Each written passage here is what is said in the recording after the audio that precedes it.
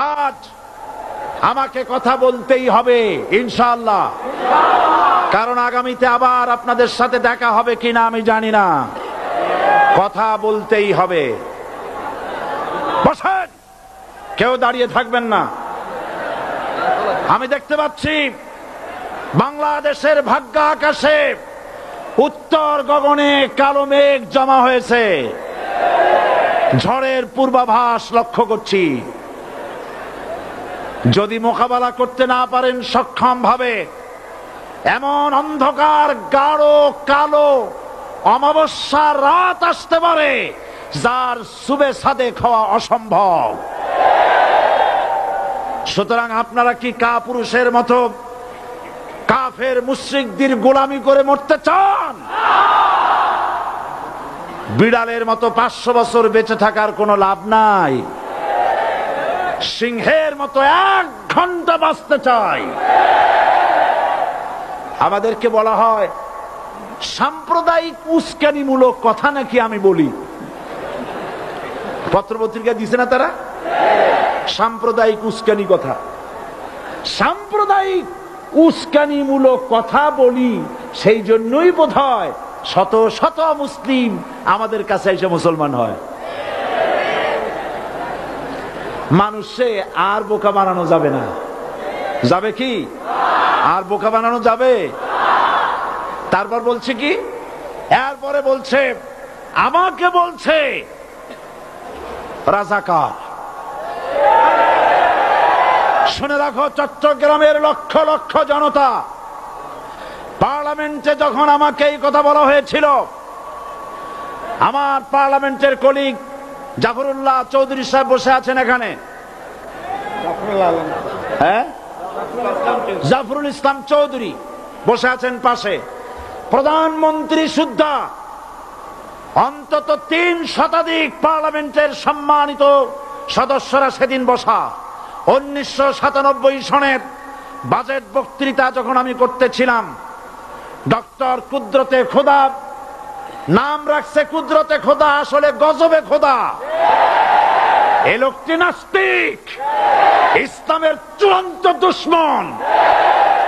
তার প্রণীত শিক্ষা ব্যবস্থার যখন সমালোচনা করছিলাম, ট্রেজারি বেঞ্চ থেকে আমাকে বলা হলো রাজাকার।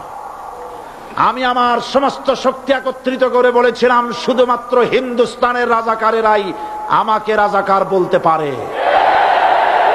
আমি বলেছিলাম 1973 সন পর্যন্ত আমি বাংলাদেশের কোন রাজনৈতিক দলের নেতা এবং কর্মী ছিলাম না। আমি রাজাকার নই। আমাকে রাজাকার বলে যদি তাকেও প্রমাণ করতে না পারে 10 কোটি টাকার মানহানি মামলা দায়ের করব। আমার এই বক্তব্য সারা দুনিয়া শুনেছে। পার্লামেন্টে আমার এই বক্তব্য রেকর্ড হয়ে আছে।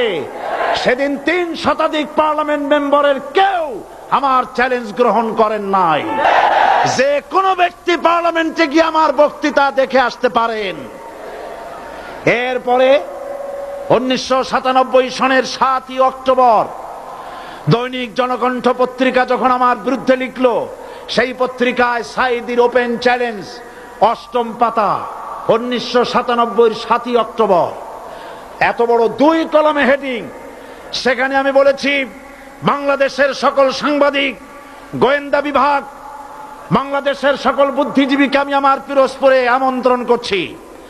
আমার উপস্থিতিতে যদি কেউ প্রমাণ করতে পারে বাংলাদেশের স্বাধীনতা যুদ্ধের বিরুদ্ধে আমার কোনো ভূমিকা ছিল, সজ্ঞানে স্বেচ্ছায় জাতীয় সংসদের সদস্য পদ থেকে পদত্যাগ করব।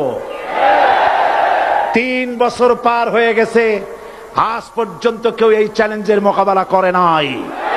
সুতরাং আমাকে যারা রাজাকার বলবে তারা পিতৃ পরিচয়হীন অবৈধ সন্তান। 1971 সনের, শোনো মুসলমানেরা, 1971 সনের কোন কাদা সাইদির গায়ে লাগে নাই। আমাকে রাজাকার বলে জনগণ থেকে বিচ্ছিন্ন করবা। জনগণ থেকে আমারে বিচ্ছিন্ন করা যাবে না, কারণ এই জনগণ আমার জন্য আসে না, এই জনগণ আসে আল্লাহর কোরআনের জন্য।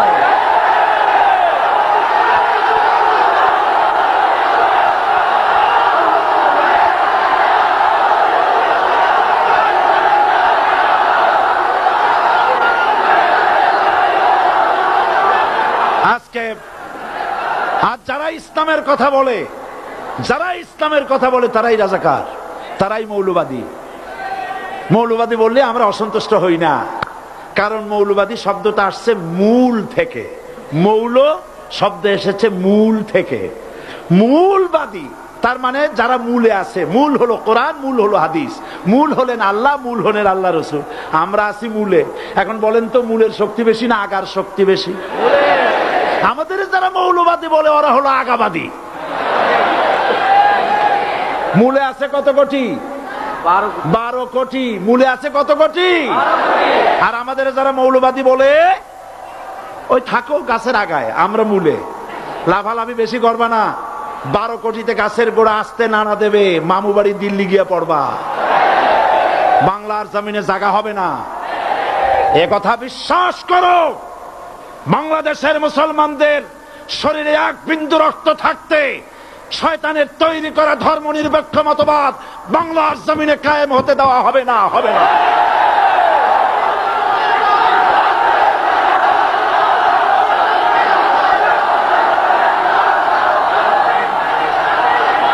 রাসূল করিম সাল্লাল্লাহু আলাইহি ওয়াসাল্লাম কোরআন প্রতিষ্ঠার জন্য আন্দোলন করেছিলেন।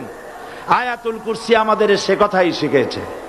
আল্লাহ রাব্বুল আলামিন বলেন, আল্লাহু লা ইলাহা ইল্লা হুয়াল হাইয়ুল কাইয়্যুম। প্রাণ খুলে পড়েন, আল্লাহু লা ইলাহা ইল্লা হুয়াল হাইয়ুল কাইয়্যুম।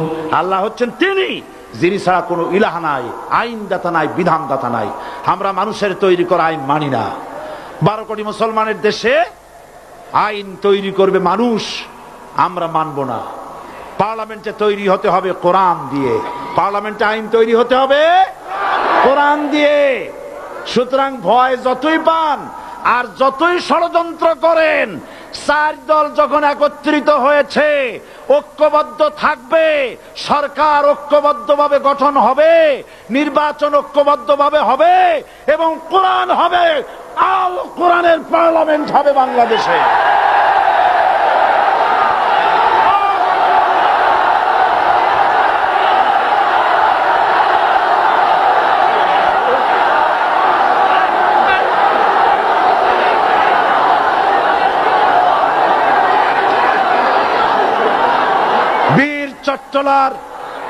বীর চট্টলার মুসলমানেরা, বীর চট্টলার মুসলমানেরা স্বাধীনতার ঘোষণা এই চট্টগ্রাম থেকে স্বাধীনতার মহান ঘোষক প্রেসিডেন্ট জিয়াউর রহমান সাহেব দিয়েছিলেন।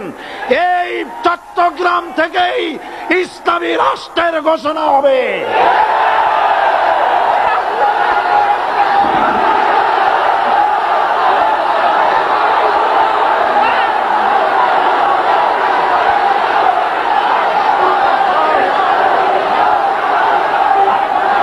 আশাবাদী আপনারা অবশ্যই তা পারবেন। আমি 100% বিশ্বাস করি ইনশাআল্লাহ।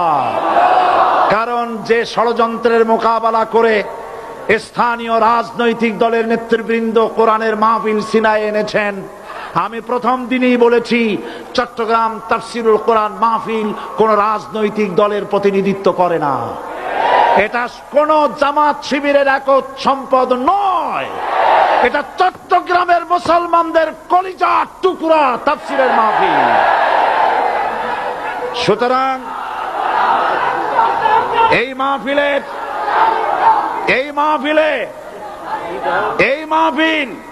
চট্টগ্রামে থাকবে ইনশাআল্লাহ কিয়ামত পর্যন্ত। 144 ধারা 288 হয়ে গেছে, ষড়যন্ত্র পায় পায় চলে গেছে। আমি ওই সব ছেলেদের বলি, সরকারি দলের ছাত্র হইয়া মুসলমানদের বিপক্ষে যাইও না। এদেশের ভাগ হয়ে